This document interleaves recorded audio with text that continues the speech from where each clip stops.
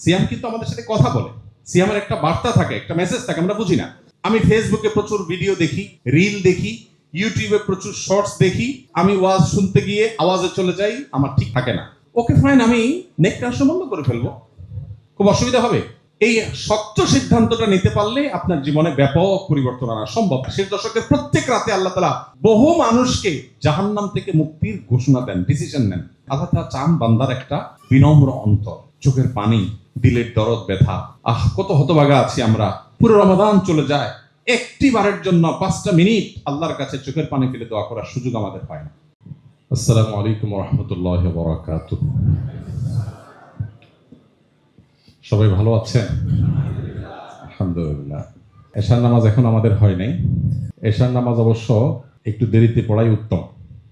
সুলুসুল লাইল বা রাতের 1/3 পর্যন্ত অপেক্ষা করে একদম ওয়াক্ত হওয়ার শুরুতেই এশার নামাজ পড়া আফজাল না। নবী করিম সাল্লাল্লাহু আলাইহি ওয়াসাল্লাম বলেছেন, আমার উম্মতের জন্য যদি কষ্টকর না হতো আমি নির্দেশ করতাম যেন তারা এশা একটু দেরিতে পড়ে। এই দেরিতে পড়ার মানে আবার মধ্যরাত না। তো এইটা বাংলাদেশে মাদ্রাসাগুলোতে আমল হয়, এর বাইরে আর কোথাও হয় না। মাদ্রাসাগুলোতে দেখবেন 9টা, 9:15 এই টাইমে এসা হয় সাধারণত, অন্য জায়গায় সাধারণত হয় না। তো যাই হোক, আজকে আমরা ইচ্ছা হোক অনিচ্ছা হোক সে আমলটা করবো ইনশাআল্লাহ। এই যে কষ্ট করে এসেছেন সেজন্য আপনাদেরকে ধন্যবাদ জানাচ্ছি আসুন্নাহ ফাউন্ডেশনের তরফ থেকে। নিশ্চয়ই অনেক কর্মব্যস্ত, অনেক ঝুট ঝামেলা সব উপেক্ষা করে আপনারা এসছেন, আমাদের মা বোনরা এসছেন। যে উদ্দেশ্যে এসছেন আল্লাহ রাব্বুল আলামিন সেই উদ্দেশ্যকে পরিপূর্ণভাবে সফল এবং সাকসেস করে যাওয়ার তৌফিক দান করুন। আপনারা শুরু থেকে অনেকগুলো সেশনে গুরুত্বপূর্ণ অনেকগুলো কথা শুনেছেন। দরকার হলো আমল করা, এগুলোকে কাজে লাগানো। আমরা সবাই সর্বাত্মক চেষ্টা করব যে পরামর্শগুলো, যে অ্যাডভাইসগুলো আমরা পেলাম সেগুলো অনুযায়ী আমল করে রমাদানকে সবচেয়ে সফল এবং সার্থকভাবে কাটাবার চেষ্টা আমরা করবো ইনশাআল্লাহ। আমরা আসুন্নাহ ফাউন্ডেশন থেকে যে কয়েকটা বই করেছি, আমাদের বেশিরভাগ বই রমাদান কেন্দ্রিক, এবং রমাদান কেন্দ্রিক বইয়ের এই কাজ আজকে নতুন না। এটা আমি আজ থেকে 20 বছর আগে থেকে শুরু করেছি। 20 বছর আগে আমি রমাদান সম্পর্কে একটা ছোট্ট ছোটি বই আমার ছিল, মাহে রমাদান ফাজাইল মাসাইল আমাল।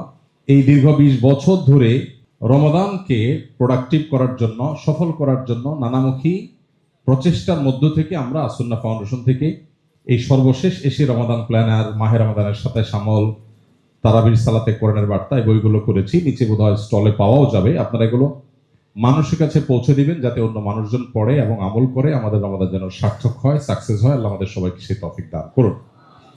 যেহেতু আমার আগে আলহামদুলিল্লাহ অনেক গুরুত্বপূর্ণ সেশন হয়েছে, ওলামা একরাম কথা বলেছেন, বিভিন্ন এক্সপার্টরা কথা বলেছেন, তো তারপরেও যেহেতু বেশ কিছু জিনিস আপনাদের জন্য প্রস্তুত করা হয়েছে সেগুলো আপনাদের সামনে পেশ করা দরকার, আমি পেশ করবো ইনশাআল্লাহ। আমার তৌফিক ইল্লা বিল্লাহ।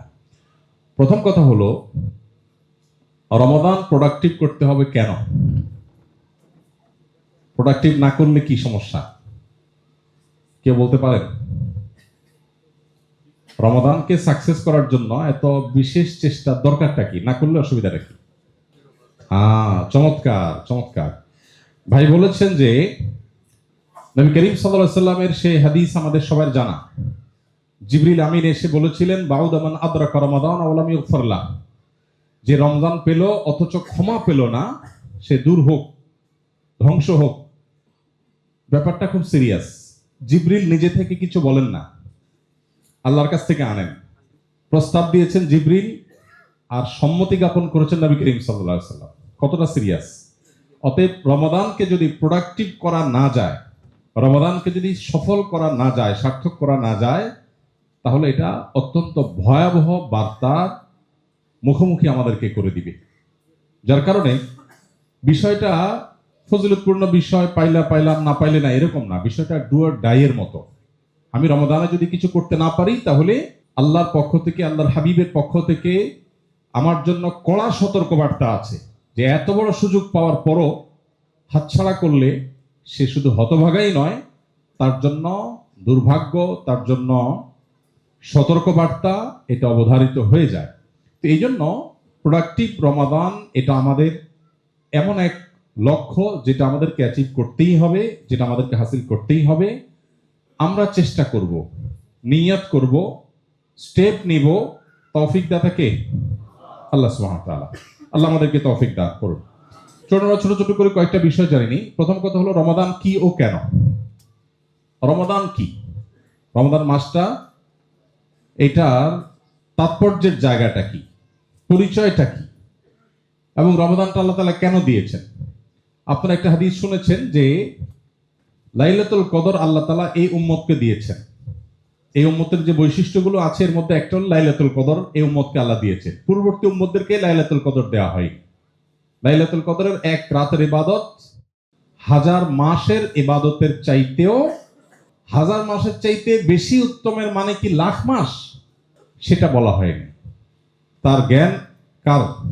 আল্লাহর আছে। তো 1000 মাসের চাইতেও উত্তম যে লাইলাতুল কদরের ইবাদত, সেটা এই উম্মতকে দেয়া হয়েছে। এই প্রসঙ্গে একটা হাদিস আপনারা নিশ্চয়ই শুনে থাকবেন, বেশ প্রসিদ্ধ এবং বহুল প্রচারিত হাদিস। সেটা হলো নবী করিম সাল্লাল্লাহু আলাইহি ওয়াসাল্লাম পূর্বের যে মানুষরা ছিল যারা অনেক বেশি হায়াত পেত, নূহ আলাইহিস সালাম কত বছর হায়াত পেয়েছেন? তো 900 বছর, 1000 বছর, আরো বেশি হায়াত আগের যুগের মানুষ পেত। কিয়ামতের আগে আখিরি জামানার উম্মত হিসাবে নবী করিম সাল্লাল্লাহু আলাইহি ওয়াসাল্লামের উম্মত, তাদের হায়াত আস্তে আস্তে কমে আসছে। তো 1000 বছর ধরে আল্লাহর ইবাদত করে যতটা ভালো কাজ করা যায়, নেক আমল অর্জন করা যায়, অল্প সময়তে এত বেশি করা যায় না। তো আল্লাহ তাআলা লাইলাতুল কদর আমাদেরকে দিয়েছেন। এর একটা হিকমা এটাও হাদিস দ্বারা প্রমাণিত যে আমরা যাতে অল্প সময়ে অনেক বেশি ইবাদতের সওয়াব নিয়ে যেতে পারি।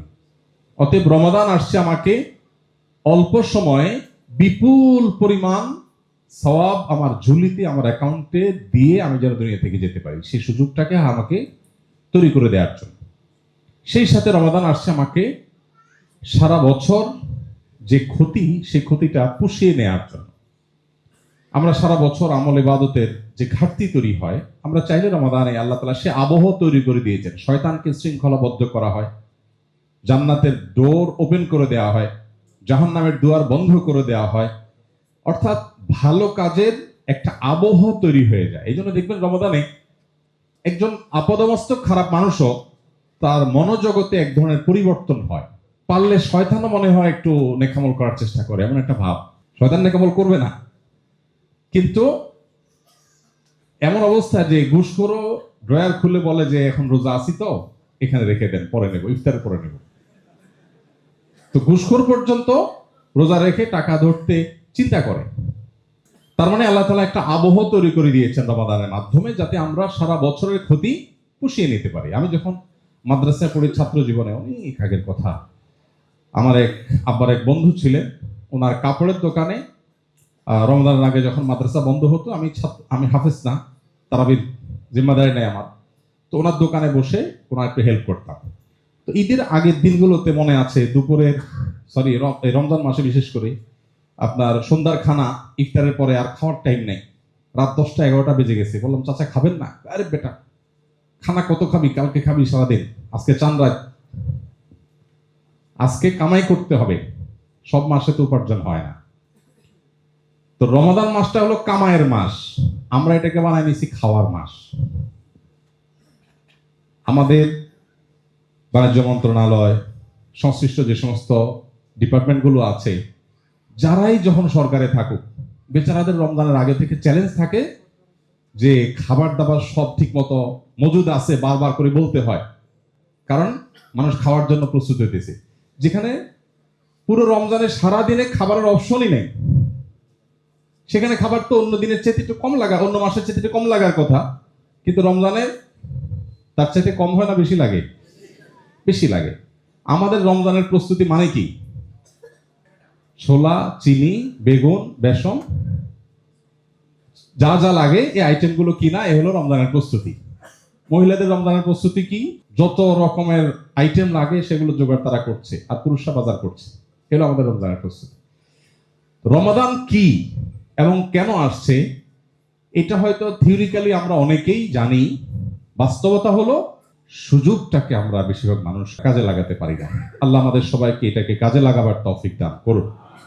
প্রিয় ভাইরা আমার, রমাদান মাস আসছে আমাদেরকে অল্প সময়ে অনেক সওয়াব আহরণ করবার সুযোগ এনে দেওয়ার জন্য। রমাদান মাস আসছে আমাদের সারা বছরের আমলের যে ঘাটতি আসে সেই ঘাটতিটা পুষিয়ে নেওয়ার জন্য। ব্যবসায়ের যেরকম মৌসুমের সময় ডাল সিজনের ব্যবসা করে নিতে হয়, আমাদের রমাদান মাসটা আসছে সেজন্য। সেই সাথে আল্লাহ তাআলা এই মাসে মাপের জন্য, মাগফিরাতের জন্য বহুমুখী পথ খুলে রেখেছেন। আমলের ক্ষেত্রে রমাদান কেন্দ্রিক ফজিলতের যে হাদিসগুলো পরিমাণে এত বেশি যে যেই রমাদান বছরে 30 দিন সিয়াম সাধনা, 30 দিনের আমল, সেটা নিয়ে এত ফজিলতপূর্ণ হাদিস রয়েছে। গুরুত্বের বিচারে রমাদানের সিয়ামের চাইতে যাকাতের গুরুত্ব বেশি না কম? বেশি। কিন্তু মর্যাদা বা ফজিলত সংক্রান্ত হাদিস যদি আপনি দেখেন, আপনি দেখবেন যাকাতের তুলনায় সিয়াম এবং রমাদান কেন্দ্রিক হাদিস এর পরিমাণ বেশি। তার মানে এত বড় সুবর্ণ সুযোগ কেউ হাতছাড়া করুক, এটা আল্লাহ নবী সাল্লাল্লাহু আলাইহি ওয়াসাল্লাম চাইতেন না। রমজানের শেষ দশক যখন হতো, কানান নবী সাল্লাল্লাহু আলাইহি ওয়াসাল্লাম ইদা দাখালাল আশর আহিয়া লাইলা ওয়া আইকাযা আহলা। নবীজি শেষ দশক আসলে পরিবারের লোকদেরকে ঘুম থেকে ডেকে দিতেন। অন্য সময় এটা করতেন না।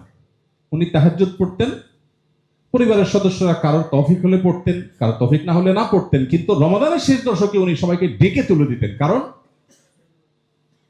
ব্যাপারটা হলো এরকম, আপনি যাচ্ছেন এখান থেকে সেমিনার শেষে বাসায় যাচ্ছেন, সুপার শপের সামনে আপনি যাচ্ছেন, আপনার সাথে আপনার ফ্যামিলির আর 2-4 জন আসছে, সেখানে দেখছেন সুপার শপের সামনে একটা বড় সাইনবোর্ড লাগানো আছে যে আজকে এখন রাত 12টা পর্যন্ত অফার চলতেছে, যে যা নিবে 101 টাকা। একটা অফার, যদি এটা বাস্তবসম্মত না, ধরুন 101 টাকা যে যা নিবে, বা একটা নির্দিষ্ট ট্রলি এটা ভরে নিবে অল্প একটা অ্যামাউন্ট দিয়ে, একজনে একটা ট্রলি নিতে পারবে। এখন আপনার গাড়িতে যদি আপনার সাথে আরো লোকজন থাকে ফ্যামিলির, এরা যদি একটু জিমায় যায়, গাড়িতে অনেক সময় জিমা যায় না, আপনি বলবেন যে থাক আমি যাই, ওরা ঘুরলো জিমা, এটা বলবেন? আরে তাড়াতাড়ি উঠ, গোমবোধ যেতে পারবে বাসায়, লুট করে নিয়ে যাচ্ছে মানুষ, জলদি আয়। আফসোস করবেন, ইস ছেলেটা নিয়ে আসলাম না বাসা থেকে, তাহলে ওরাও নিয়ে যেতে পারতাম, তাই না? নবী করিম সাল্লাল্লাহু আলাইহি ওয়াসাল্লাম শেষ দশক আসলে পরিবারের লোকদেরকে ঘুম থেকে ডেকে দিতেন। আরে আল্লাহর মাগফিরাত বন্টন হচ্ছে, এটা নিজের এই ট্রলি ভরে ফেরার সময়, এটা ঘুমানোর সময় না। কিন্তু আমরা রমাদান কি এবং কেন সেটা বেশিরভাগ মানুষ বুঝি না। আল্লাহ আমাদেরকে বোঝার তৌফিক দান করুন। শাব্দিক অর্থের বিচারে রমাদান এই শব্দটা আরবি রমাদন থেকে, যার অর্থ জ্বালিয়ে দেওয়া, ভস্ম করে ফেলা, পুড়িয়ে দেওয়া। এখন রমাদান মাসের যে মর্যাদা, মাহাত্ম্য, এর সাথে জ্বালানো পোড়ানোর কি সম্পর্ক? জ্বালানো পোড়ানো এটা তো বাহ্যিকভাবে ভালো কোনো জিনিস আমরা বুঝি না জ্বালানো পোড়ানো বলতে। অনেক মুহাক্কিক, অনেক গবেষক ওলামা ইকরাম বলেছেন যে মূলত এই মাসে বান্দার আমলগুলোকে আল্লাহ তাআলা এত দ্রুত মাফ করে দেন যে এই মাসটা গুনাহ জ্বালানোর মাস, পাপাচার ভস্ম করার মাস। এত সুবর্ণ সুযোগ এই মাসটাতে আসে, এই জন্য এই মাসের নামই হলো রমাদান। রমাদানের প্রধান আমল হলো সিয়াম, যেটাকে আমরা রোজা বলি। রোজার উদ্দেশ্য কি, লক্ষ্য কি? সবাইকে একমত? আমরা রোজা কেন রাখি? কেউ বলছেন আল্লাহ সন্তুষ্টির জন্য, কেউ বলছেন তাকওয়া অর্জন করার জন্য। কোনটা সঠিক উত্তর হবে? দুইটা তো সঠিক না। তাকওয়া ব্যাপার কি? এখন আওয়াজ একটু বেড়ে গেছে এটার পক্ষে। আপনার আল্লাহ সন্তুষ্টি চান না, তাহলে আবার তাকওয়া দিয়ে কি করবেন? আমরা রোজা রাখি কি আল্লাহ সন্তুষ্টির জন্য না তাকওয়া অর্জনের জন্য? এতে আপনাদের বল পাল্টে গেল তো দেখি। বাংলাদেশের মানুষ এমন যে মাহফিলে আমরা কথা বললে সব ঠিক, যাই বলে হুজুর ভুলে কিছু বললেও সব ঠিক। খুব অনুগত মানুষ, মাশাআল্লাহ। আচ্ছা যাক, সিয়ামের লক্ষ্য কি, রোজার লক্ষ্য কি? আল্লাহ তাআলা কোরআনে বলেছেন, আমরা সবাই আয়াত শুনেছি, ইয়া আইয়ুহাল্লাযীনা আমানু কুতিবা আলাইকুমুস সিয়ামু কামা কুতিবা আলাল্লাযীনা মিন ক্বাবলিকুম লাআল্লাকুম তাত্তাকুন। হে ঈমানদাররা, তোমাদের উপরে সিয়াম ফরজ করা হয়েছে, তোমাদের পূর্ববর্তীদের উপর যেমন ফরজ করা হয়েছে, যেন তোমরা আশা করা যায় তোমরা মুত্তাকি হবে এর মাধ্যমে। এখন তাহলে প্রশ্ন হলো, আল্লাহর সন্তুষ্টি কি উদ্দেশ্য না? উত্তর হলো, যে কোনো কাজের প্রাথমিক একটা লক্ষ্য থাকে, একটা প্রাইমারি টার্গেট থাকে, আর একটা থাকে ফাইনাল গোল বা ফাইনাল টার্গেট, চূড়ান্ত উদ্দেশ্য। সিয়ামের প্রাথমিক উদ্দেশ্য, প্রাথমিক লক্ষ্য তাকওয়া অর্জন করা, আর চূড়ান্ত লক্ষ্য হলো আল্লাহকে সন্তুষ্ট করে জান্নাতে যাওয়া। এটা হলো চূড়ান্ত লক্ষ্য, আর তাকওয়া অর্জন করাটা হলো প্রাথমিক লক্ষ্য। বিষয়টাকে আমরা একটা উদাহরণ দিয়ে বোঝার চেষ্টা করতে পারি। ধরুন আপনি রমাদানকে সামনে রেখে উমরা যাচ্ছেন। আপনি আপনার বাসা থেকে গাড়িতে ব্যাগেজ সব উঠালেন, আপনি রওনা দিয়েছেন গাড়িতে করে। কোথায় যাচ্ছেন আপনি? কিভাবে উমরা যাবে? গাড়ি করে জেদ্দা যেতে পারবেন? তাহলে আপনি এই গাড়িতে উঠছেন কোথায় যাওয়ার জন্য? এয়ারপোর্টে যাওয়ার জন্য। এয়ারপোর্ট পর্যন্ত যাওয়া হলো আপনার প্রাথমিক লক্ষ্য, কিন্তু এইটা আপনার মূল লক্ষ্য না। মূল লক্ষ্য জেদ্দা পর্যন্ত যাওয়া। এখন যদি আপনি টাইমলি ফ্লাইট ধরার জন্য এয়ারপোর্টে যে পৌঁছতে না পারেন, তাহলে কি আপনি জেদ্দা যেতে পারবেন ওই ফ্লাইটে? ঠিক একইভাবে সিয়ামের প্রাথমিক লক্ষ্য হলো তাকওয়া অর্জন করা। এই যে আমরা প্রোডাক্টিভ বলতেছি, কার রমাদান প্রোডাক্টিভ হলো, কার রমাদান সার্থক হলো, এই জিনিসটা কে কত খতম কোরআন দিল এটার উপরে যতটা নির্ভর করে, কে কত আমল করলো তার উপরে যতটা নির্ভর করে, তার চেয়ে অনেক বেশি নির্ভর করে কে কতটা মুত্তাকি হতে পারলো। কারণ সিয়াম যদি তাকে মুত্তাকি বানায়, তাহলে সে এয়ারপোর্ট পর্যন্ত চলে যেতে পারলো টাইমলি। ইনশাআল্লাহ চূড়ান্ত লক্ষ্য যেটা আল্লাহর সন্তুষ্টি এবং জান্নাত, সেটাও এই সিয়ামের মাধ্যমে পাওয়া যাবে, আল্লাহ তৌফিক দিবেন। এই জন্য সিয়ামের এই লক্ষ্যটা হাসিল করার চেষ্টা হবে রমাদানের সবচেয়ে বড় চেষ্টা। রোজা রাখা হলো রমজানের সবচেয়ে বড় চেষ্টা, ফরজ। রোজার চাইতে রমজান আর কোনো গুরুত্বপূর্ণ কাজ আছে? এই রোজাকে অর্থবহ করবার জন্য যে কাজটা লাগবে সেটা হলো তাকওয়া হাসিলের চেষ্টা, মুত্তাকি হওয়ার চেষ্টা। আল্লাহ আমাকে, আপনাকে, আমাদের সবাইকে মুত্তাকিদের কাতারে শামিল হওয়ার তৌফিক দান করুন। মুত্তাকিদের সর্বোচ্চ স্তরে আল্লাহ আমাদেরকে উন্নীত হওয়ার তৌফিক দান করুন। প্রিয় ভাইরা আমার, তাকওয়া অর্জন করব কিভাবে? সিয়ামের মাধ্যমে তাকওয়া অর্জন যে করব, সেটা কিভাবে করব? তাকওয়ার পরিচয় তো আমাদের জানা আছে সবার। কেউ আছেন যে তাকওয়া কি এটা জানেন না? সবাই জানেন। এবার আমি প্রশ্ন করব না, থাক, সময় এমনি আমাদের হাতে কম। তাকওয়া সম্পর্কে একজন সাহাবী অত্যন্ত চমৎকার একটা উদাহরণ দিয়েছেন। উদাহরণে আমরা খুব ভালো যে কোনো জিনিস রপ্ত করতে পারি। কোরআনে কারিমে আপনি দেখবেন, আমাদের বিশেষ করে তারাবির সালাতে কোরআনের বার্তা যে বইটা আছে, এই বইটাতে আমরা প্রতিদিন আজকের তারাবিতে কয়টা উদাহরণ দেওয়া হয়েছে পুরো পাড়ার মধ্যে। কয়টা নির্দেশ, কয়টা নিষেধ, কয়টা বিশেষ সতর্কবার্তা, কয়টা দোয়া, এগুলোকে আমরা আলাদা করে পয়েন্ট বের করে দেওয়ার চেষ্টা করেছি। তো এই বইটাতে উদাহরণগুলোকে আমরা আলাদা করে আনার চেষ্টা করেছি। উদাহরণ আল্লাহ তাআলা কোরআনে অনেক বেশি দিয়েছেন, কারণ মানুষ এটাতে অনেক সহজে বুঝতে পারে। ধরুন তাকওয়া অর্জন করা সম্পর্কে ওই যে সাহাবী যে উদাহরণটা দিয়েছেন, সেটা যদি আপনি রপ্ত করেন, দেখবেন আপনি তাকওয়া সবচেয়ে ভালো বুঝতে পারছেন। এমন তো আমরা বুঝি তাকওয়া মানে হলো বেঁচে থাকা, শব্দের অর্থের বিচারে বেঁচে থাকা, আরো নানা অর্থ করা যায়, কিন্তু মূলত তাকওয়ার ব্যাখ্যাটা ওই সাহাবী যেটা দিয়েছেন অত্যন্ত চমৎকার। সেটা হলো, আপনি একটা এলাকা পার হচ্ছেন, একদিক দিয়ে ঢুকে আর একদিক দিয়ে বের হয়ে যাবেন। বিরাট একটা রাস্তা আপনি পার হবেন, ক্রস করবেন। এই রাস্তা অতিক্রম করতে গিয়ে প্রচুর পরিমাণ কাঁটার মুখোমুখি হন, কারণ পুরো জায়গাটাতে প্রচুর পরিমাণ এমন গাছ আছে যে গাছটা কাঁটা বিশিষ্ট। ফলে এই পুরো জায়গাটা কণ্টকাকীর্ণ, কাঁটা দিয়ে ভরা।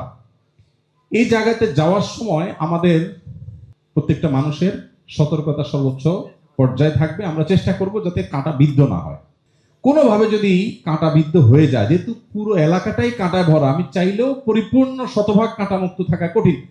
যদি কাঁটা বিদ্ধ হয়ে যায়, আমরা কি করব? দ্রুততার সাথে কাঁটাটা খুলে ফেলে হাঁটা শুরু করব। এবার আগের চেয়ে একটু বেশি সতর্ক থাকার চেষ্টা করব, তাই না? ঠিক তাকওয়ার জিনিসটা এরকম। আল্লাহ তাআলা পৃথিবীতে বহু গুনাহ, বহু হারামের হাতছানি দিয়ে রেখেছেন, এগুলো কাঁটা। আমরা চেষ্টা করব এগুলো থেকে বাঁচার। যদি কখনো স্পর্শ করে ফেলে, তাহলে তওবা করে ফেলা হলো কাঁটা খুলে ফেলা, এবং তওবার পরে আমার সতর্কতা আরো বেশি হবে।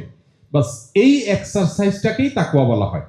এই এক্সারসাইজটা যদি করতে করতে আপনি ওই যে কাঁটার পরিমাণ কমাতে পারেন, তাহলে আপনি তাকওয়ার লেভেলে উপরে উঠতে পারলেন। ব্যাস, এটি হলো মূলত সিয়ামের লক্ষ্য। এখন আসুন, এই কাঁটা মুক্ত জীবন, গুনাহ মুক্ত জীবন গড়ার জন্য আমরা কি করব?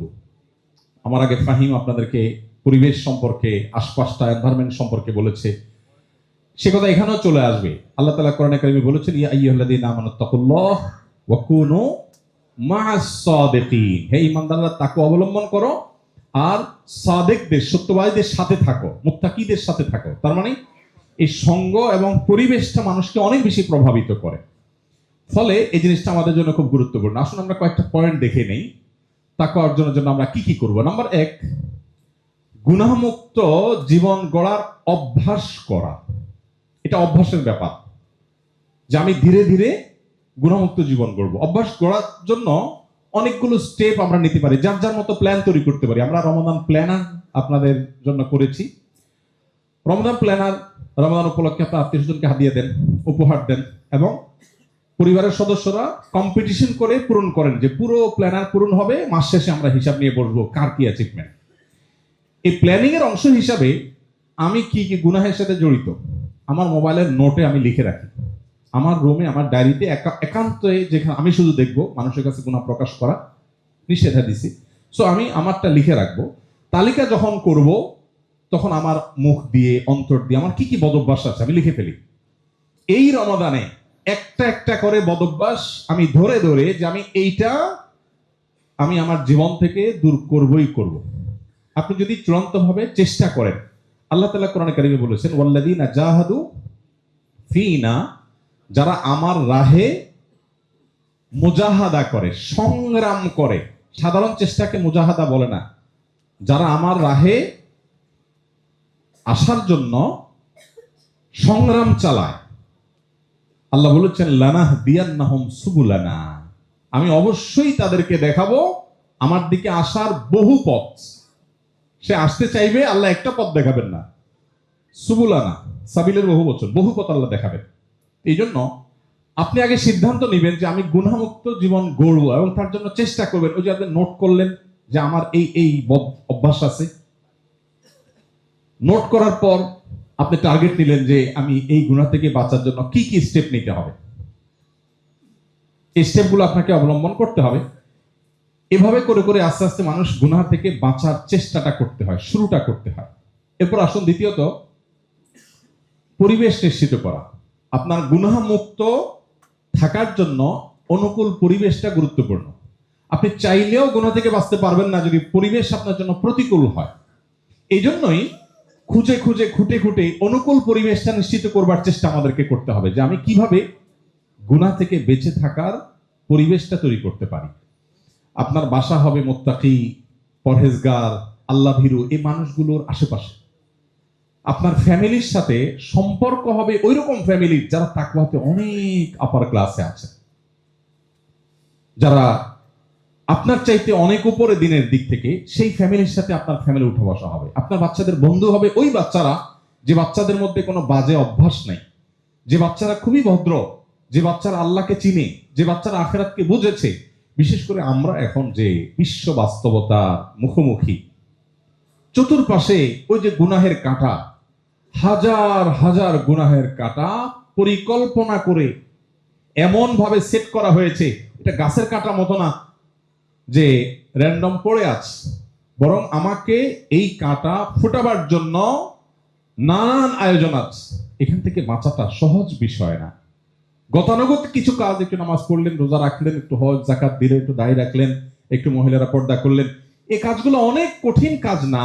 তুলনামূলকভাবে পরিপূর্ণভাবে তাকওয়ার উপরে ওঠা যত কঠিন কাজ, এটার জন্য পরিবেশ যত সহায়ক, অন্য কোনো বিষয় এত সহায়ক না। বাহ্যিক আসবাব, উপকরণ হিসাবে পরিবেশটা হবে সবচেয়ে বড় সহায়ক। এমনকি আমার প্রথম স্টেপেরও আগে এটা আসা উচিত, কারণ পরিবেশটা যখন অনুকূল হয় তখন মানুষ না চাইতেও তার দ্বারা ভালো কাজ করা সম্ভব হয়, আর যখন প্রতিকূল হয় সে চাইলেও অনেক সময় ভালো কাজ করতে পারে না। আর এই জন্য আপনার বাসা, আপনার পরিবেশ, আপনার প্রতিবেশ, আপনার কর্মস্থল, আপনার সন্তানের শিক্ষা প্রতিষ্ঠান, আপনার বন্ধু বান্ধব মহল, আপনার সারাউন্ড, এগুলো হয়তো হবে এমন যে এরা সবাই আমার চাইতে উপরে তাকওয়ার দিক থেকে, আমি সেই সার্কেলটা মেনটেন করব। এটা করলে ইনশাল্লাহ অনেক বেশি সহজ হবে। এরপর আসুন 3 নম্বর, প্রতিবন্ধকতা দূর করা। এটা ফাহিম আমার আগে কথা বলেছে, মাশাআল্লাহ। এই প্রতিবন্ধকতার অধীনে আমি মোবাইল নিয়ে কথা বলতাম, সেও আজ ফাহিম করে শেষ করে ফেলেছে, আমার কাজ শেষ হয়ে গেছে। আমি শুধু এটুকু বলবো যে ওলামা একরামের পরিভাষায় দুটি শব্দ আছে খুবই গুরুত্বপূর্ণ। একটার নাম হলো তাখলিয়া, খাদিয়া বা খদিয়া, তাখলিয়া। আরেকটা হলো তাহলিয়া, হাদিয়া। তাখলিয়া মানে হলো খালি করা, খালি শব্দটা আরবি, ওখান থেকে তাখলিয়া। আর তাহলিয়া মানে হলো সজ্জিতকরণ। আমরা যখন ভালো কিছু নিজের ভেতরে আনতে চাইবো, আগে আমাকে খালি করা প্ল্যান করতে হবে। খালি না করে যদি আমি ভালো আনতে চাই, হয়তো কিছু আনতে পারবো, কিন্তু কাজের কাজ হবে না। ব্যাপারটা হলো এরকম যে আমরা মাদ্রাসায় ছেলেরা যখন পড়ে, আপনার পানি পাক করার যে মাসআলা, এই প্রসঙ্গে একটা প্রসিদ্ধ পরিচিত অধ্যায় আছে, মাদ্রাসার ছাত্ররা সবাই জানে যে একটা কুয়াতে বা সীমাবদ্ধ জায়গাতে যদি কোনো প্রাণী পড়ে মারা যায়, তাহলে কি করতে হবে, পানি কিভাবে পাক করবে। কাপড় চোপড় তো আমরা ধুয়ে পাক করি। এখন একটা কুয়াতে একটা মশা মারা গেল, নাপাক হয়ে যাবে কিনা, একটা ইঁদুর মারা গেল, নাপাক হবে কিনা, হইলে সেটা পাক করার বুদ্ধি কি। তো এটার জন্য প্রসেস আছে যে অমুক প্রাণী আকার অনুযায়ী অমুক প্রাণী মারা গেলে এত বালতি পানি তুলে ফেললে পাক হয়ে যাবে, অমুকটা হলে এর চেয়ে বেশি বালতি লাগবে, এরকম হার আছে। এখন ধরুন আপনার একটা কুয়া আছে, এই কুয়াতে একটা ইঁদুর পড়েছে, বা যাই হোক বিড়াল পড়েছে, কুকুর পড়েছে, মারা গেছে। এখন এই পানি পাক করার জন্য আপনাকে এত বালতি পানি তুলতে হবে। আপনি পানি তুলছেন, কিন্তু মরা ওই ইঁদুরটা ভেতরেই ছিল, কি বলেন, পাক হয়ে যাবে? পাক হবে না। বরং আগে তাহলিয়া করতে হবে, আগে ওইটা ফেলতে হবে, এরপরে আপনি কুয়া থেকে পানি তুলবেন, আস্তে আস্তে পাক হয়ে যাবে পানি। ঠিক একইভাবে প্রতিবন্ধকতা দূর করা ছাড়া আপনি রমাদানে অনেক কিছু করে ফেলবেন, হয় না। দেখেন, প্রতি বছর এখানে যারা আছেন, আমরা যদি এখন সবার ইনফরমেশন নেই, আমার মনে হয় সবার অলমোস্ট কাছাকাছি তথ্য আমরা দেব। সেটা হলো প্রতি বছরই রমাদান আসলে আমরা খুব নিয়ত করি, মাশাআল্লাহ এবার রমাদান ইনশাআল্লাহ কিছু একটা করব। বাট যখন এই শেষ দশক আস্তে আস্তে যেতে থাকে, চাঁদ ওঠার সংবাদ শুনি, একদিকে ঈদের আনন্দ, অপরদিকে এক রকমের ব্যথা থাকে, পারলাম না, তো অনেক কিছু করার প্ল্যান ছিল বাট হয়ে উঠলো না। এই আফসোস করতে করতে আমরা রমাদানকে বিদায় দিতে হয়, ঠিক না? কেন হয়? কারণ সঠিক পরিকল্পনা নাই। এই যে তাহলিয়া আগে খালি করা। আমি অনেক আমার ঘনিষ্ঠ বন্ধু যাদেরকে আমি তাকওয়ার কারণে পছন্দ করি, বিশেষ করে দেশের বাইরের কিছু ভাই বোন আমার আছেন, সৌদি আরবে যখন ছিলাম মিডল ইস্টে, কিছু দিনদার মানুষজনের সাথে আমি উঠা বসা করার চেষ্টা করতাম। তাদের অনেককে দেখতাম যে রমাদান উপলক্ষে তাদের part of preparation mobile net থেকে ডিসকানেক্ট করে ফেলা। হোয়াটসঅ্যাপ, এটাতে সারাক্ষণ তার যোগাযোগ রাখতে হয়, সব জায়গায় সে জানায় দেয় রমজানের 5-7 দিন আগে SMS করে দিই আমি 1 মাসের জন্য হোয়াটসঅ্যাপের বাইরে চলে যাচ্ছি, আমাকে পাওয়া যাবে না, সিমে SMS করতে পারেন বা কল করতে পারেন, আমি শুধু সিমে থাকবো, হোয়াটসঅ্যাপে থাকবো না। আবার অনেককে দেখেছি যে পুরো মোবাইল থেকেই গায়ে, মোবাইল হয়তো কারোর কাছে দিয়ে দিয়েছে যে কেউ ফোন করলে ধরবা, বলবা যে আমি এই কয়দিন মোবাইল ব্যবহার করছি না, খুব আর্জেন্ট কিছু থাকলে আমাকে জানাবো। এটা হলো প্রিপারেশনের একটা অংশ। মানে কিভাবে আমরা প্রতিবন্ধকতা দূর করব, কেন হয় না। আমরা গত বছর রমাদানে খতম করতে চাইছি বাট খতমটা হয় নাই। গত বছর রমাদানে অনেক আমল করব বাট হয় নাই। কেন হয় নাই? কারণগুলো তো আমি জানি, আমি খাতা কলম নিয়ে ফেলি, নোট করে ফেলি কি কি কারণ ছিল। এরপর একটা একটা করে এগুলোর বিরুদ্ধে আমি যুদ্ধ ঘোষণা করি। অনেকে বলে হুজুর মোবাইল তো ছাড়তে পারি না। মোবাইল ছাড়া কোনো ব্যাপার? যারা যারা রমজান উপলক্ষে মোবাইল ছাড়তে চান এবং পারেন না, তারা সবাই মোবাইলটা এখানে রেখে যাবেন যাওয়ার সময়। এগুলো আমরা বিক্রি করে ফাউন্ডেশনে ঢুকাই দিব ইনশাআল্লাহ। আপনার কাজটা সহজ করে দিলাম, আপনি তো পারতেছেন না, আপনি শুধু এখানে রাখবেন, বাস আপনার দায়িত্ব শেষ, বাকি কাজ আমরা করব। বেশিরভাগ মানুষই এই সহজ কাজটাকে অনেক কঠিন বানায় ফেলছে, শয়তান তার কাছে এটাকে অনেক কঠিন করে ফেলছে। যাই হোক, এই প্রতিবন্ধকতা দূর করার জন্য আমাদেরকে নানামুখী উদ্যোগ নেওয়া দরকার। মোবাইল থেকে নিয়ে, সোশ্যাল মিডিয়া থেকে নিয়ে, খারাপ বাজে বন্ধু থেকে নিয়ে, যা যা হতে পারে সেগুলো নিজের জীবন থেকে সরাবার প্ল্যান করা। এরপর আসুন দোয়া করা। সর্বশেষ হলো আল্লাহ তাআলার কাছে চোখের পানি ফেলে দোয়া করা। পরিবেশের ক্ষেত্রে, অনুকূল পরিবেশের ক্ষেত্রে বাসায় একটা পরিবেশ তৈরি করা দরকার। আপনাদের অনেকের আল্লাহ তাআলা তৌফিক দিয়েছেন, বড় বড় ফ্ল্যাট আপনারা করেন। আমার ইচ্ছা আছে যদি আল্লাহ আমার তৌফিক দান করেন, আমার থাকার বাসার একটা জায়গা ছোট্ট করে নামাজের জায়গা থাকবে। এখন নাই, কিন্তু আমার নিয়ত আছে যদি আল্লাহ তৌফিক দেয়, একটা জায়গা থাকবে। আমরা যেরকম ওয়াশরুম রাখি, আমরা যেরকম ডাইনিং রুম রাখি, ড্রয়িং রুম রাখি, শোবার ঘর থাকে, আমাদের নামাজের কোনো জায়গা নাই বাসায়। আছে? কেন নামাজের জায়গা নাই? কারণ আল্লাহর জমিন সবই নামাজ পড়া যায়, কিন্তু নামাজের যখন একটা নির্দিষ্ট জায়গা থাকবে, হোক ছোট্ট একটা জায়গা, হোক 3 জন মানুষ দাঁড়াতে পারে। আমি হংকং গেছি, আমার এক ভাই, ওনার বাসায় আমি গেলাম। তো সেখানে হংকং আপনারা জানেন যা জমির দাম সারা ওয়ার্ল্ডের সবচেয়ে বেশি যে দেশগুলো, তার মধ্যে হংকং অন্যতম। ছোট্ট একটা দেশ, জায়গা নাই, মানে এই মাথা থেকে ওই মাথা 1 ঘন্টা চলে যাওয়া যায়, পুরো দেশ ক্রস করতে 1 ঘন্টা সময় লাগে। এত ছোট্ট দেশ, কিন্তু প্রচুর মানুষ, এই জন্য প্রচুর হাই রাইজ বিল্ডিং, তারা 50-100 তলার নিচে বিল্ডিং খুঁজে পাওয়া যায় না। এর মধ্যে ছোট ছোট ফ্ল্যাটে থাকতে হয়, কারণ অনেক এক্সপেন্সিভ। আমি ভদ্রলোকের বাসায় গেলাম, উনি বললেন যে এখানে বিশাল বড় অ্যাপার্টমেন্ট, শত শত ফ্ল্যাট একটা ভবনে, এর মধ্যে আমার বাসাটা সবচেয়ে বড় সাইজে। কত? বললো যে 1100 স্কোয়ার ফিট। তাই আমি বললাম, বাহ, এটা ঢাকা আমাদের জন্য কোনো ব্যাপার যে 1100 স্কোয়ার ফিট, 50 কোটি টাকা দাম, 1100 স্কোয়ার ফিটের বাসা। তো উনি আমার বাসায় আমাকে নিয়ে গেলেন, নিয়ে বললেন যে ভাই, এই জায়গাটা আমি নামাজের জন্য ফিক্স করেছি, এটা শুধু নামাজের জন্য, এখানে অন্য কিছু আমরা করি না, আমরা ফ্যামিলির সবাই এখানে এসে নামাজ পড়ি। এটা হলো পরিবেশ তৈরি করা। একটা বাসায় যখন এই ধরনের পরিবেশ তৈরি হয়, এই পরিবেশ তৈরির জন্য অনেক কাজ আছে, শুধু এই নামাজের জায়গা না, আর অনেক ইস্যু আছে। ধরুন আপনার পরিবারের সদস্যদেরকে আপনি একসাথে বসে কোরআন তেলাওয়াত করেন, একটা টাইম সবাই মিলে ফিক্স করলেন রমাদান আগে, যে আমাদের সবার সাথে মিলবে এরকম একটা টাইম কোনটা হয়, যেটা আমরা সবাই কোরআন, তো সবার হাতে কোরআন থাকবে, আমরা সবাই তেলাওয়াত করব, খাবারটা একসাথে খাবো। আমি আমার বাসায় আলহামদুলিল্লাহ দীর্ঘদিন থেকে, আমরা বহুদিন থেকে প্র্যাকটিস করি, বহু বছর থেকে আমরা প্র্যাকটিস করি এক প্লেটে খানা খাওয়া। এটা কিন্তু সুন্নাহ এবং হারিয়ে যাওয়া সুন্নাহ, এটা আমাদের পরিবারে নাই। এখন তো আমাদেরকে পশ্চিমারা শিখাইছে আলাদা গ্লাস, আলাদা বাটি, আমাদের অনেক বেশি হেলথ কনসার্ন হতে হবে, অনেক বেশি আমাদেরকে স্বাস্থ্য সচেতন হতে হবে। এসব করতে করতে এমন অবস্থা হয়েছে যে এখন স্বামীরও আলাদা গ্লাস, ওয়াইফেরও আলাদা গ্লাস। নবী করিম সাল্লাল্লাহু আলাইহি সাল্লাম যে গ্লাস থেকে পানি খেতেন, মা আয়েশা রাদিয়াল্লাহু তাআলা যে দিক দিয়ে পানি খেতেন, গ্লাসের ঠিক ওই দিক দিয়ে মুখ রেখে নবী সাল্লাল্লাহু আলাইহি ওয়াসাল্লাম পানি খেতেন। এটা হলো আসল ভালোবাসা। এখন শুধু এসএমএস দেন, আই লাভ ইউ টু, দুনিয়ার নাটক অভিনয় সব করেন, তলে তলে গ্লাসে পানি খেলে আপনার কাছে কিনা লাগে। আর নবী করিম সাল্লাল্লাহু আলাইহি সাল্লাম, তার যে ভালোবাসা ছিল সেটা ছিল সবচেয়ে রিয়েল। যাই হোক, তো পরিবারের লোকদেরকে একসাথে এক টাইমে ম্যাক্সিমাম ফ্যামিলিতে এখন খাওয়া দাওয়া হয় না, ছেলে এক টাইমে খায়, বাপে এক টাইমে খায়।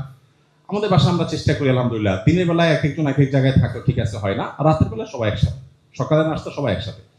সকাল নাস্তা সম্ভব না হয়, রাতেরটা মাস্ট, সবাই এক টাইমে এক প্লেটে খাবে। কারণ একটা প্লেটে যখন 4-5 জন বসে, তখন কি হয়, মাথাগুলো আধা ফিটের দূরত্ব থাকে না, কয়েক ইঞ্চির দূরত্ব থাকে, আর বডি একদম ঘেসে ঘেসে যায়, হাত একের সাথে আর কোনো টাচ হয়। এটার একটা প্রভাব আছে আপনার মধ্যে, সৌহার্দ্য, সম্প্রীতি, ভালোবাসা আনার ক্ষেত্রে। এখন নাই কেন সম্প্রীতি? এর অনেক কারণের মধ্যে এটা একটা। তো এই জন্য পুরো পরিবেশটাকে যদি আপনি অনুকূল করতে পারেন, যে আমরা তেলাওয়াত করব তাহাজ্জুদ ভোর রাতে, সবাই আমরা তাহাজ্জুদ করব, সবাই আমরা কান্নাকাটি করব, দোয়া করব, পরিবেশটা যে কত গুরুত্বপূর্ণ। আমি আমার শৈশবের কথা মনে আছে, আমি যখন মাদ্রাসায় পড়ি, মাদ্রাসার ছুটি হলে আব্বার কাছে বেড়াতে যেতাম। তো আব্বার সাতক্ষীরাতে মাছের ঘেরের ব্যবসা ছিল, চিংড়ি মাছের। তো বিরাট বড় ঘেরের একটা জায়গায় অফিস এবং স্টাফরা থাকে ওই জায়গায়। এমনকি বাসা বাড়িতে যখন থাকতাম তখনও মনে আছে, ভোর রাতে উঠে আব্বার যে তাহাজ্জুদের পরে যে কান্না, এই কান্না শুনে কোনো পাষাণও ঘুমায় থাকতে পারবে না। কাউকে ঘুম থেকে ডাকলে তো কারো ভালো লাগে না, কিন্তু তাহাজ্জুদের পর যে আল্লাহর কাছে কান্না, যে আল্লাহর কাছে কান্নার মধ্যে বাবা নাম ধরে, একটা একটা সন্তানের কথা নাম ধরে ধরে বলছেন, আল্লাহ আমার অমুক ছেলেকে আপনি মুত্তাকিদের ইমাম বানান, আল্লাহ আমার অমুক মেয়েকে আপনি আমার চক্ষু শীতলকারী সন্তান বানান, আল্লাহ তাকে আপনি হাফেজ বানান, আলেম বানান, দায়ী বানান। এটা যখন আপনি বলবেন, আপনার আওয়াজে, আপনার দোয়ার আওয়াজ যখন আপনার বাচ্চার কানে যাবে, এই বাচ্চা বুঝবে যে আমার বাবা আমাকে, আমার মা আমাকে কতটা ফিল করলে এই ভোর রাতে আরামের ঘুম বাদ দিয়া উঠে আমার জন্য দোয়া করছে। সে এখান থেকে যে ইন্সপিরেশন পাবে, এটা 2-4-10টা সেমিনার দিয়ে হবে না। এই জন্য বাসা বাড়িতে এরকম আমরা একটা পরিবেশ, শুধু বাসা বাড়ি না, আপনি যেখানে থাকেন, অফিসে যান, সব জায়গায় এই পরিবেশটা নিশ্চিত করা দরকার। যাই হোক, এই 4টা স্টেপ আমরা অবলম্বন করবো তাকে অর্জন করার জন্য। দোয়া সবসময় আল্লাহর কাছে চোখের পানি ফেলে দোয়া করা জরুরি, যে আল্লাহ আমি যেন এক কাজ করতে পারি। আল্লাহ আমাদের সবাইকে সফলভাবে রমাদানকে কাটাবার তৌফিক দান করুন। রমাদানের দুটি ভার্সনের কথা বলবো আমরা। রমাদানের দুটি ভার্সন না বলে আমরা বলতে পারি সিয়ামের দুটি ভার্সন। এই ধারণাটা সাইয়েদ আবুল হাসান আলী আন-নাদবী, আপনার নাম শুনেছেন? ভারতবর্ষের একজন বড় মনীষী ছিলেন। এই ধারণাটা ওনার মূলত। উনি আমাদেরকে সিয়াম বুঝাবার জন্য দারুণ একটি উদাহরণ দিয়েছেন। আমার কাছে খুবই মনে হয়েছে যে সিয়াম বোঝার জন্য এটা চমৎকার, এই জন্য আমি আপনাদের সামনে উপস্থাপন করছি। সিয়াম সম্পর্কে উনি বলেছেন সিয়াম 2 প্রকার। কয় প্রকার? একটা হলো রমাদানের সিয়াম, আরেকটা হলো জীবনের সিয়াম। জীবনের সিয়াম অর্থাৎ আমরা যে রোজা রাখি রমজানে বা রমজানের বাইরে নফল রোজা, এই রোজাগুলো, এগুলো যেরকম রোজা, আমাদের পুরো জীবনটাও একটা রোজা। রমজানের রোজা শুরু হয় কখন? শবে সাদিকের সময়। জীবনের রোজা শুরু হয় কখন? মানুষ যখন প্রাপ্তবয়স্ক হয় তখন। রমজানের রোজা শেষ হয় কখন? সূর্য যখন ডুবে যায়। জীবনের রোজা শেষ হয় কখন? জীবনের সূর্য যখন ডুবে যায়।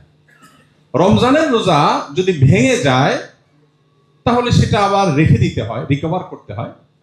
জীবনের রোজা যদি ভেঙে যায় সেটা আবার তওবা করে রিকভার করতে হয়। সিয়াম শব্দের অর্থ বিরত থাকা। সওম বা সিয়াম, যেটাকে আমরা রোজা বলি, এটা শব্দের অর্থ হলো কি? বিরত থাকা।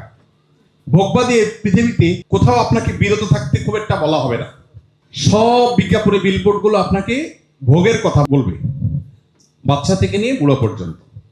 বাধা দিও না, বাচ্চা যা খুশি করুক, তাকে বাধা দিও না।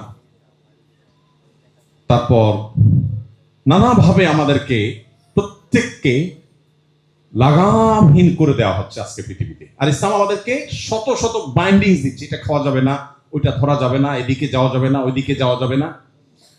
মূলত সিয়াম আমাদেরকে বিরত থাকার ট্রেনিং দিচ্ছে। দেখেন, সিয়াম রেখে আমরা পানাহার করি না। জীবনের যে রোজা আছে সেখানে আল্লাহ তাআলা আমাদেরকে নিষেধ করেছেন এটা করা যাবে না, ওইটা করা যাবে না। জীবনের রোজা ভঙ্গ হয় পানাহার করলে, রমজানের রোজা ভঙ্গ হয় পানাহার করলে, আর জীবনের রোজা ভাঙে কি করলে? আল্লাহ যা নিষেধ করেছেন সেগুলো করলে।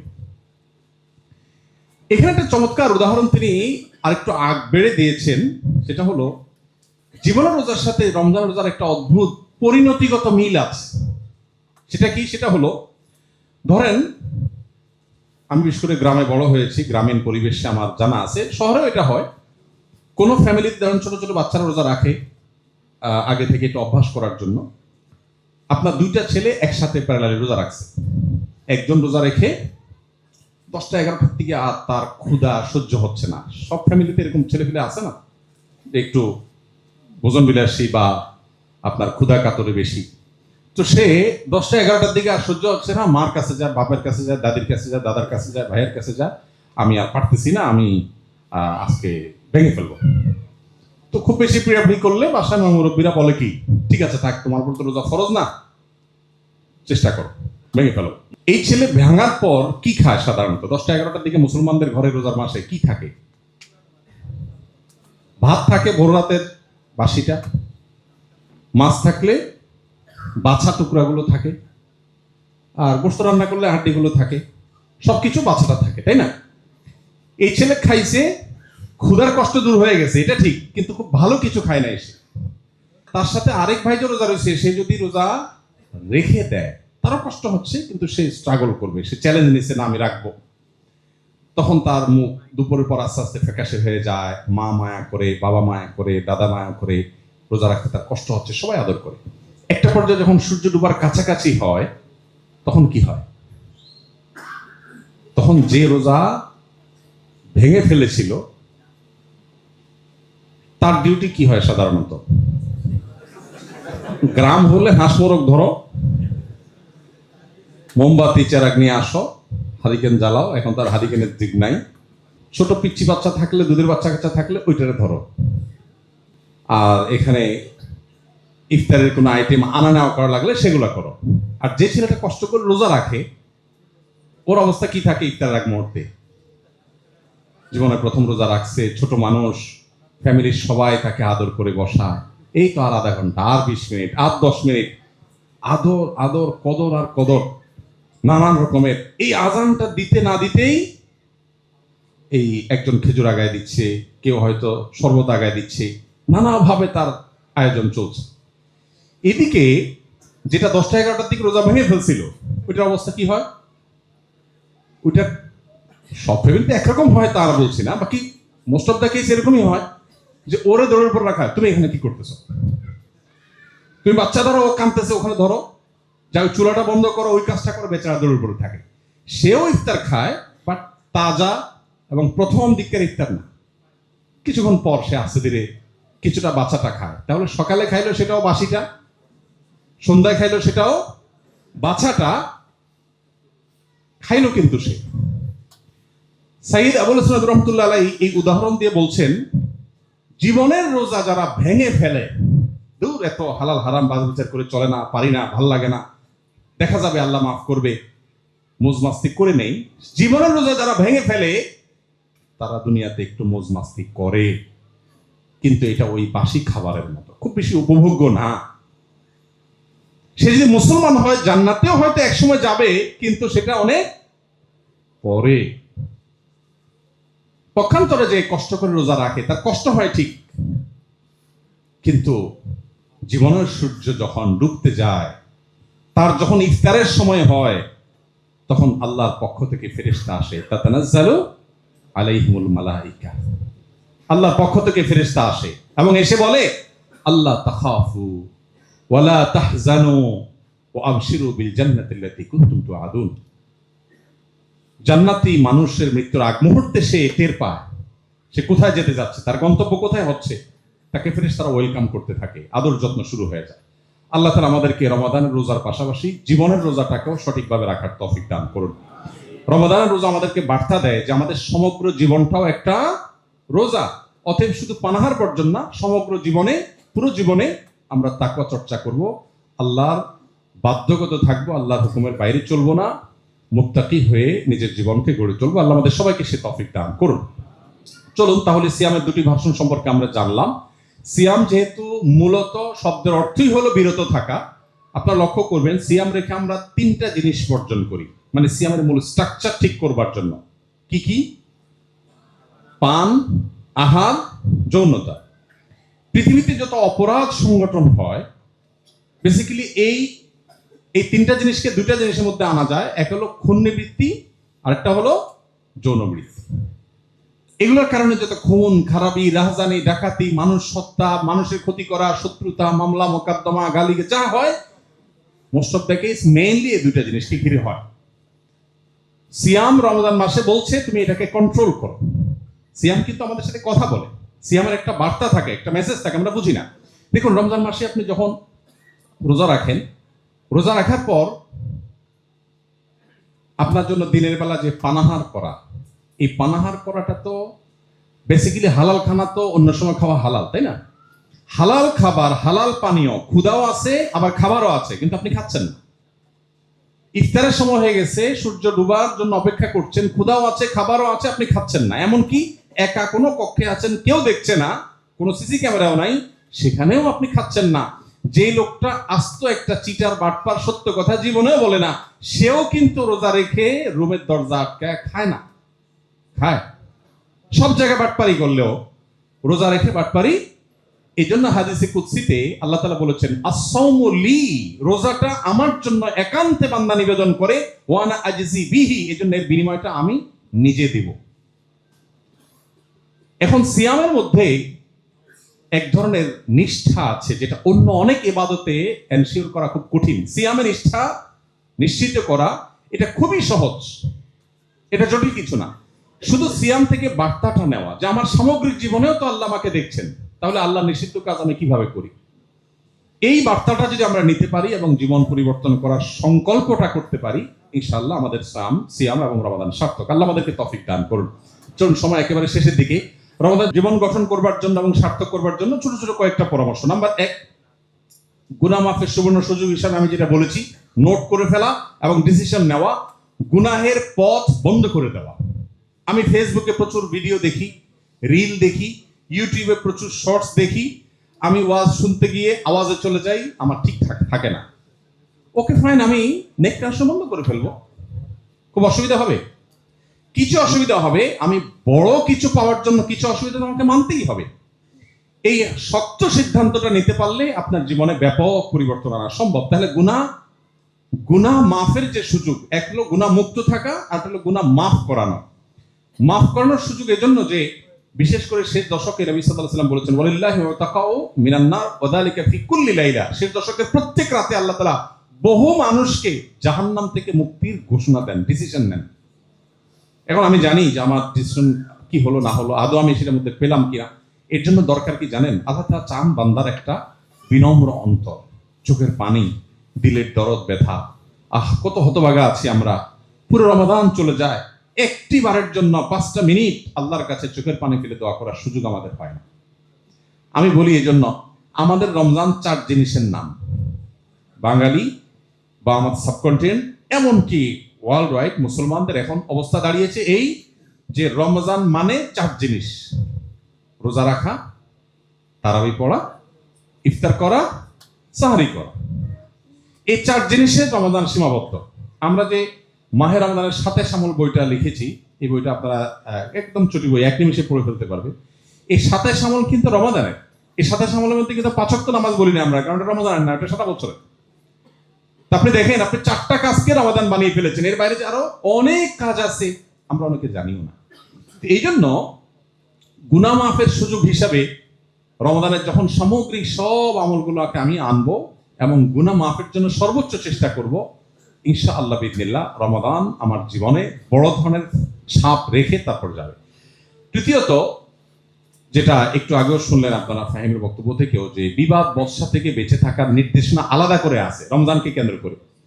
এখন রমজানকে কেন্দ্র করে আপনি দেখবেন যে শয়তান আরো বিভিন্ন ঝগড়ার আইটেম বাড়ায়, উপলক্ষ তৈরি করে। আপনাকে ডিসিশন নিতে হবে যে আপনি রমজানে যত ইস্যু আসুক নিজেকে সর্বোচ্চ শক্ত রাখবেন।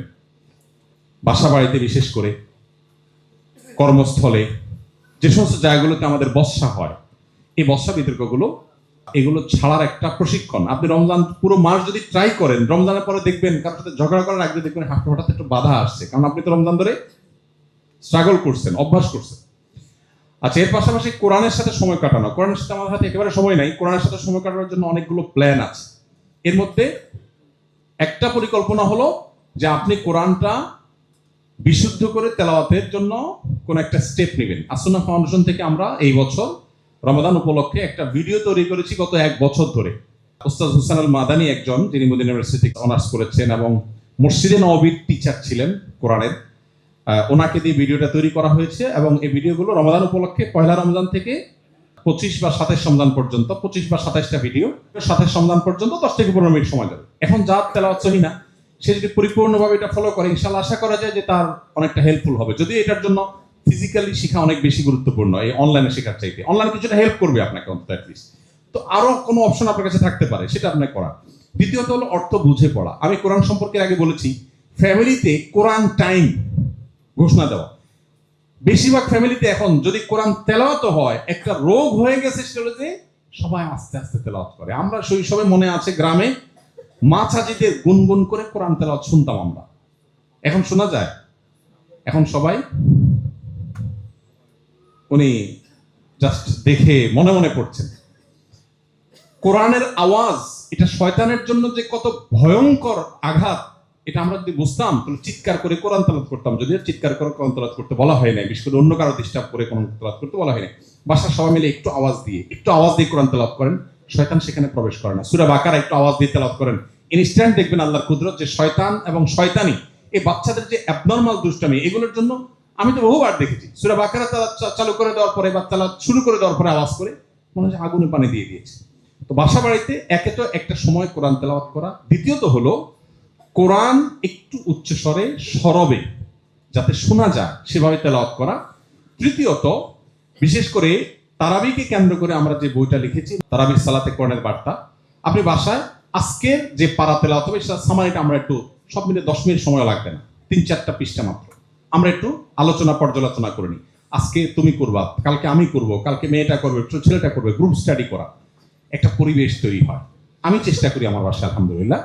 এটা যদি আমরা করি ইনশাআল্লাহ বিদিনা রমাদানকে অনেক বেশি সফল আমরা কাটাতে পারবো। ভোর রাতে দোয়া, এটা যে কি এক সুযোগ ভাই, আমরা কে না জানি 24 ঘন্টার ভিতরে দোয়া কবুলের সবচেয়ে মোক্ষম সময় কোনটা? ভোর রাতে দোয়া। আমি বড় একটা ব্যবসা প্রতিষ্ঠান বাংলাদেশের একেবারে 1-2-3-এর মধ্যে হবে এরকম একটা ব্যবসা প্রতিষ্ঠানে আমার মনে আছে, আমি একবার কোন একটা কাজে গেছি, পরে এক ভদ্রলোক আমাকে দেখে দৌড়ে আসছে, আয়সা আমাকে জড়ায় টড়ায় খুব জোর করে তার রুমে নিল। একটু মনে হচ্ছে উনি বেশি আবেগপ্রবণ হয়ে পড়েছেন। তো আমার একটু কৌতূহল জাগলো যে মানুষ ভক্তি করে মহব্বত করে একটা লেভেল থাকে, বাট লোকটা একটু বেশি করছে মনে হয়। বললাম ভাই কি? তো উনি আমাকে বললো ভাই জানেন আপনার একটা আলোচনা থেকে আমার জীবন এমন পরিবর্তন হয়েছে, আমি মৃত মানুষ নতুন করে জীবন পেয়েছি। তেমন একটু ব্যাখ্যা করেন। তো ভদ্রলোক আমাকে বললেন ভাই আমি এমন একটা রোগে আক্রান্ত হয়েছি যে দেশ তো বটে, দেশের বাইরে যত ডাক্তার আছেন, যত ট্রিটমেন্ট আছে সবগুলো অ্যাপ্লাই করেছি, বাট আমার সর্বশেষ ডাক্তারদের কথা অনুযায়ী জীবনের আশা ছেড়ে দিয়ে গ্রামে চলে গেছি চাকরি ছেড়ে দিয়ে, যে আর বাঁচবো না, শেষ কয়েকদিন গ্রামে যে আল্লাহ বিল্লাহ করে জীবন কাটাই ফেলি। এর মধ্যে হঠাৎ করে আপনার একটা ভিডিও আসলো, ভোর রাতের দোয়া গুলি মিস হলো, মিস হয় না, অসম্ভব সম্ভব হয়। তো আমি শুরু করলাম তাহাজ্জুদ পড়া, আর কিছু পারি না পারি ভোর রাতে উঠে খুব কান্নাকাটি করি আল্লাহর কাছে। উনি বলেন যে আমি কয়েকদিন আমল করার পর আমার ভিতর পরিবর্তন দেখলাম, এরপরে চেক টেক করে দেখলাম কোনো রোগটুক নাই আমার শরীরে। এখন আমি ওনার কলিগদেরকে আমার সামনে যারা অফিস সহকারী তাদেরকে ডাকলেন, 1-2জনকে ডেকে বললেন এই বলো তোমরা আমার কি আগের চাইতে আমি এখন বেশি সুস্থ গেলাম? বলছে হ্যাঁ আপনি অবশ্যই সুস্থ, আপনি আগে অনেক রিয়্যাক্ট করতেন, রাগ করতেন, আপনি এখন খুবই স্বাভাবিক একজন মানুষ।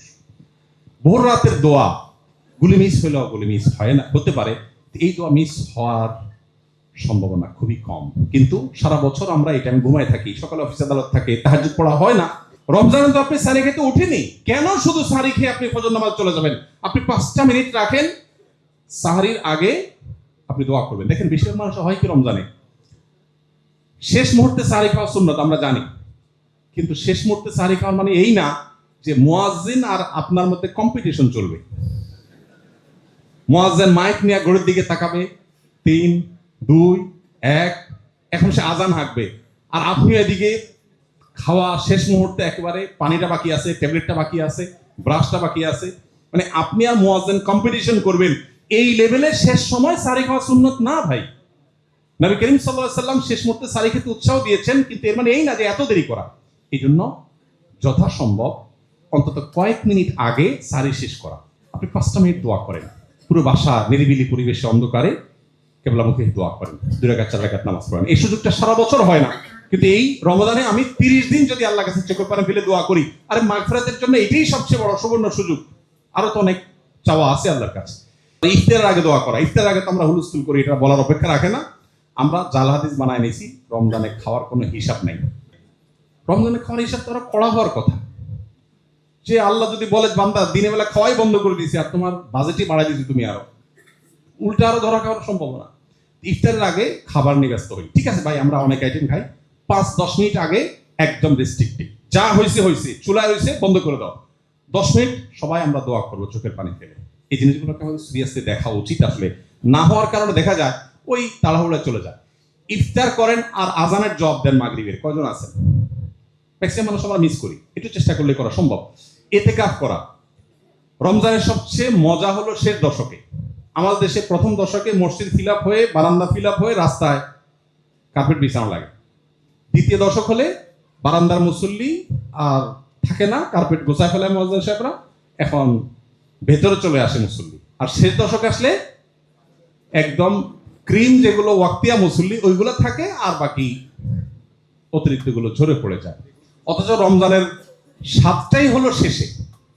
নবী করিম সাল্লাল্লাহু আলাইহি ওয়াসাল্লাম জীবনে কখনো ইতিকাফ ছাড়েন নাই, উনি জীবনে কখনো ইতিকাফ দ্বিতীয় হিজরিতে রমজান রোজা ফরজ হয়েছে, দশম হিজরিতে মৃত্যু হয়েছে। এই 8 বছর কখনো রমজানের শেষ দশক এতেকাফ ছাড়েন নাই। 1 বছর এতেকাফ রেখে আবার তাকে বের হয়ে যেতে হয়েছে। তিনি পরবর্তী বছর এটার কাজা হিসেবে 10 দিন, আর ওই বছরের 10 দিন, মোট 20 দিন এতেকাফ করেছেন। যে আমলটা নবীজি জীবনে একবারও ছাড়েন নাই, ম্যাক্সিমাম মানুষ জীবনে একবারও করেন নাই। শত্রুর সাথেও তো এই বৈপরীত্য থাকে না, সেখানে নবী সাল্লাল্লাহু আলাইহি ওয়াসাল্লামের সাথে এইরকম বৈপরীত্য। কজন আছেন এখানে হাত তোলেন একটু যারা ইতিকাফ করেছেন? মাশাআল্লাহ। কিন্তু তারপরেও দেখেন এখানে 30% মানুষ হবে হয়তো সব মিলিয়ে। তো চেষ্টা করবেন তো ইনশাআল্লাহ। ব্যস্ততার কথা এগুলো ছুড়ে ফেলে দেন। আমি ছাত্র জীবনে যখন ইতিকাফ করি, আমি যে স্বাদটা পাইছি ইতিকাফে, আমার কাছে মনে হয় যে ইতিকাফের বিনিময়ে যদি আমাকে যত বড় লোভনীয় অফার দেওয়া হোক, আমার মনে হয় না আমার দ্বারা ওইটা নেওয়া সম্ভব। এই আমাদের মসজিদের ফাউন্ডেশনের মসজিদ কমপ্লেক্সের জায়গা কেনার ঘোষণা দিয়ে আমি এবং সাব্বির আমরা মক্কায় বাইতুল্লাহ ইতিকাফ করতে গেছি। তো যেহেতু 5-6 বছর 7 বছর আগের কথা, তখন ঘোষণা দেওয়ার পর আমরা চিন্তা করছি আমি থাকলে মানুষ অফিসে এসে একটু ডোনেশন করে, তো কিছু করছে। এর মধ্যে চলে গেলাম ইতিকাফে। যাওয়ার পরে সাব্বিরকে বললাম, সাব্বির কাজটাকে ঠিক করলাম, ইতিকাফে একটা নম্বর আমল পরেও করতে পারতাম। মসজিদের টাকা লাগবে 15 কোটি, জমির টাকা, শুধু জমি কিনতে লাগবে 15 কোটি টাকা, 40 কাঠা জায়গা। টাকা উঠছে মনে হয় সব মিলে 50 লাখ 60 লাখ টাকা, 14.5 কোটি টাকা বাকি। আমি থাকলে তো মানুষের টাকা দিত, এখন আমি চলে আসলাম মক্কা, টাকাও তো মানুষ দিবে না। যাই হোক, যা হয়েছে হয়েছে, চলো দোয়া করি, আল্লাহ কাছে কান্নাকাটি করি। এই 2-3 দিন পর বোধ হয় ওখানকার 27 রমজান, বাংলাদেশের 26 রমজান, আমরা অ্যাকাউন্টসে ফোন দিলাম বিসমিল্লাহ পড়ে, যে ভাই কি খবর অ্যাকাউন্টসে। তো আমরা ধরে নিচ্ছি যে হয়তো 1-2 কোটি টাকা হয়তো হয়েছে কিনা। পরে অ্যাকাউন্টস থেকে আমাদেরকে বললো যে আমাদের তো জমিতে লাগবে 15 কোটি, আমাদের অ্যাকাউন্টে জমি কেনা বাবদ 18 কোটি টাকা এসে বসে আছে। 18 কোটি টাকা এসে বসে আছে। আমি এবং সাব্বির সিজদে পড়ে গেলাম, বলে কি ইট ইজ আনএক্সপেক্টেড। আপনি যদি মনে করেন যে আপনার রমজানের ইতিকাফ আপনার কাজকে ক্ষতিগ্রস্ত করবে, আপনি নিশ্চিন্ত থাকুন যে আপনার পেছনে বড় শয়তান লেগেছে, সবচেয়ে বড় মিথ্যুক শয়তান। আমার কোনো ক্ষতি হবে না। যদি ক্ষতি হয়, ইতিকাফ না করলে চেয়ে বেশি ক্ষতি হতে পারে। এটা ডিসিশনের ব্যাপার যে আমি ইতিকাফ করবো, সব আগে ভাগে গোছায় নেবো, কিচ্ছু হবে না। আপনি মরে গেলে কিচ্ছু থেমে থাকবে না, সব চলবে। অতএব ইতিকাফ করবো তো ইনশাআল্লাহ। 3টা আমল, আরাফাতের দোয়া, ইতিকাফের স্বাদ, আর সিজদার দোয়া। এই 3টা জিনিসকে পৃথিবীর কোনো কিছুর সাথে আপনি কম্পেয়ার করতে পারবেন না, কোনো কিছুর সাথে। আপনি একটা রমজান ইতিকাফ ভালো করে করে দেখেন, আপনি যে স্বাদটা পাবেন। সারা বছর নানান এঙ্গেজমেন্ট, ফোকাস থাকে না। ইতিকাফের সময় আপনি মসজিদে আবদ্ধ হয়ে গেছেন, চাইলেও বাইরে যেতে পারছেন না, অটোমেটিক আপনার দ্বারা ভালো কাজ হবে। আল্লাহ আমাদেরকে তৌফিক দান করুন। পরিবারে তিনি আবহাওয়া গড়ে তোলা সম্পর্কে আমি বলে ফেলেছি, সে সম্পর্কে আর আমি বলবো না, শুধু আত্মজিজ্ঞাসা করে শেষ করছি। সেটা হলো, জীবনে তো অনেক রমাদান গেল, কয়টা রমাদান আছে যে রমাদানটাতে আমার তৃপ্তি মতো আমি আমল করে মনে হয়েছে যে আলহামদুলিল্লাহ আমি কিছু একটা করতে পেরেছি? বেশিরভাগ রমাদান আমাদের হেলায় ফেলায় কেটে গেছে। অথচ পক্ষান্তরে আমরা সাহাবীদেরকে যদি আমি দেখি, যে সাহাবীরা কয়টা রমাদান পেয়েছেন, অনেকে একটা রমাদান পেয়েছেন, অনেকে জীবনে 2 বার রমাদান পেয়েছেন, আর ওরা 40 বার 50 বার এক একজন রমাদান পেয়েছে। এক রমাদান পুরো জীবনকে চেঞ্জ করে দিয়েছে। আসেন আমরা দোয়া করি এবং চেষ্টা করি এই রমাদান জীবনের শেষ রমাদান মনে করে এটাকে সর্বোচ্চ সিরিয়াসনেসের সাথে কাটাবার, সর্বোচ্চ সুফল ঘরে তোলার, সবচেয়ে প্রোডাক্টিভ করার, সবচেয়ে সার্থক করার চেষ্টা করব। আল্লাহ আমাদের সবাইকে তৌফিক দান করুন। ইফতারের আইটেম যদি আপনি বাজাবলার বিরুদ্ধে যুদ্ধ ঘোষণা করতে পারেন, এখন আপনার ছোলা বুট ছাড়া যদি রোজাই না হয়, তো যে কঠিন। আপনি যদি হেলদি খাবারে আসেন, হেলদি লাইফস্টাইলে আসেন, দেখবেন জীবনের রমাদানের অনেক বরকতের সাথে এগুলোর অনেক গভীর সম্পর্ক আছে। অতএব সেই চেষ্টা আমাদের সবাইকে রাখতে হবে। রব্বে করিম আমাদের সবাইকে রমাদানকে সবচেয়ে সফল এবং সার্থক কাটাবার তৌফিক দান করুন। আমরা রমাদানে আমাদের ইবাদতের প্রতিবন্ধকতাগুলোর বিরুদ্ধে যুদ্ধ ঘোষণা করে আসুন রমাদানকে সাজাবার জন্য এখন থেকে প্ল্যান পরিকল্পনা করি। এবং আমাদের পরিকল্পনার অংশ হিসেবে আমি বারবার বলেছি, আল্লাহর কাছে চোখের পানি ফেলে দোয়া করো। আমরা সব প্ল্যান করলে হবে না, আমি প্ল্যান করার যা করব পাশাপাশি আল্লাহর কাছে মঞ্জুর করে নিই যে আল্লাহ এই রমাদানটা আমার জীবনে ছাপ ফেলে দেওয়া যেন একটা রমাদান হয়ে যায়। আল্লাহ আমাদের সবাইকে তৌফিক দান করুন।